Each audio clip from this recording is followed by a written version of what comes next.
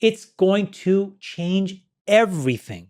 The thing that's happening today, which I think this is why I think it's the most important trend right now in the world, is that 100 million homeowners are each going to become their own little power plant and compete with these 1,700 utilities. No, 100%. But then the other way is there are times when you need to sacrifice your own personal happiness for a bigger thing that you've created. Yeah. If you're in a position to do it, I think some folks are tested. Elon is probably the best example. And it must be really, really hard to be him. Really hard. I have enormous levels of empathy and care for him. I really love him as a person because I just see that it's not that fun. And he has these ways of being human that in his position I just think are so dear that I just hope he never loses them. Chamath Palihapitiya, an investor and billionaire, talks about Elon Musk and the genuinely crazy upheaval of the energy industry. He predicts that the marginal cost of energy will drop to zero as a result of the disruption, and there will be a huge positive seismic shift as a result of this. At the same time, this will affect the stability of an energy system that has cost trillions to build. Now, let me share with you what he thinks. We've given a lot of leeway in terms of freedom of choice, and every year, businesses and individuals will shell out of tens of billions of dollars in operational and capital expenditures and various necessities. It's not the case that adding financial resources improves the odds of success. We don't have to spend much money on items like that. This is because, beginning in 2023 or now, we have the two most significant technological tectonic shifts that have ever occurred in our history. The first is that there's no additional expense associated with using energy. There will be no more cost for you to shoulder, and the explanation for it is just a mouse click away. The second is that computing has no marginal cost. Therefore, everything will shift if you factor in that multiplication or realize that fact. So, take OpenAI as an illustration of what $1 billion may buy in the present day. You can obtain OpenAI, a useful models, and a reasonably quick feedback loop for $1 billion.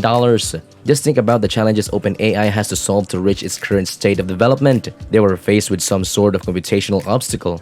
In fact, many GPUs had to be disassembled and pieced back together, and they were tasked with developing a wide variety of infrastructure programs. They also had to pay for expensive data center assistance. This means $1 billion didn't get very far. Nonetheless, in a further 4 years from now, when energy costs nothing, GPUs are essentially what they are now. They're free to use because they're falling off a truck. And suddenly, $1 billion will buy a certain number of teraflops processing power. That's probably all the teraflops that exist on Earth right now. And so, this change becomes that massive when these two factors are eliminated. Now, there are many believers in climate science and climate change are inside the borders of three most progressive states, New York, California, and Massachusetts. For starters, the energy prices in those three states are the highest in the country. In addition, the cost of electricity is expected to rise by 3% to 4% annually. Therefore, in some of these states, the price of energy doubles every 10 to 15 years. In fact, our energy bills have risen 11% each month in recent months. However, actual energy production is presently at all-time low. Therefore, if you install a solar panel on your roof and a battery wall in your garage, the cost per kilowatt hour will be lower than it has ever been. These items perform at their highest level of efficiency ever recorded. Therefore, collecting and storing solar energy for later use is entirely free. Here we see the other side of regulatory capture. We're all this together trying to establish monopolies. Utilities are a great example of monopolies that are not as obvious as others but nonetheless very much present. There are 1,700 utilities serving in the United States 100 million households. Because of this, they can profit from captive markets.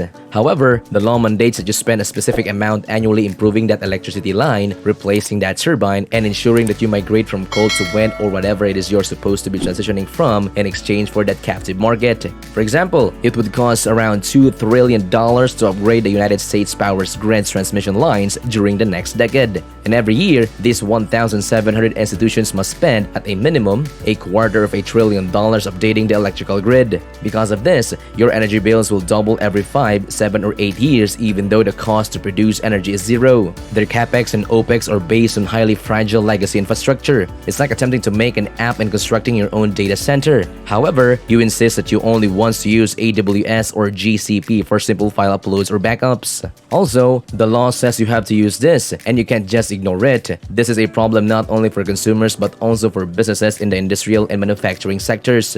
Now, before we continue, I'd like to thank you for getting this far, and if you want to know more, then make sure to stick till the end.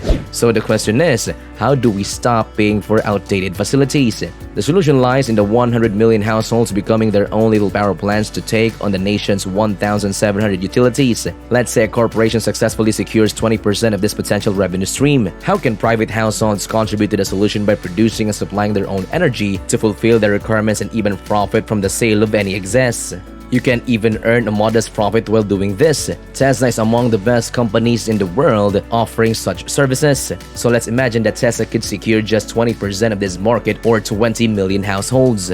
Let's assume a small amount of rooftop solar and a house battery together costs around $15,000. Remembering that with the available incentives, it will pay for itself in no time. If so, a business that can successfully market this $15,000 product to 20 million homes may earn around $350 billion.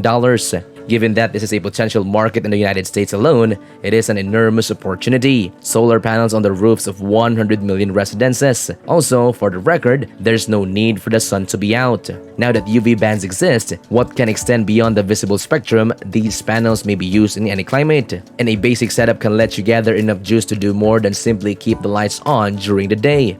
If you have any extra power, you may put it back into the grid and donate it to the data center like Google or Facebook, and in exchange, you'll receive a modest payment. Finally, you won't have to pay anything at all. And so, whenever a new, potentially game-changing product hits the market, there's always a few enthusiastic early adopters, and they completely discount the rational arguments against this product. The reason is that they buy into the future promise implicit in the argument. So, if you want your product to reach the masses, you're stuck at 5% and may go one for two ways. Either the price need to be reduced to an acceptable level, or the combination of features need to be so appealing that customers will pay any fee. The iPhone is an illustration of that second kind. The most recent iPhone, the iPhone 14, cost more than the first iPhone when it was released. Its cost has likely doubled in the past 14 years or 15 years, yet we still consider it a necessary part of our life. Examples of the former are battery electric vehicles and solar panels. And as a result of politicians like President Biden introducing so much funding for individuals to merely do this, it is now a profitable venture for 100 million houses. You see, we can all move away from outdated energy infrastructure that's costing us thousands of dollars per year and become independent energy sources ourselves. So, what do you think of this terrific news?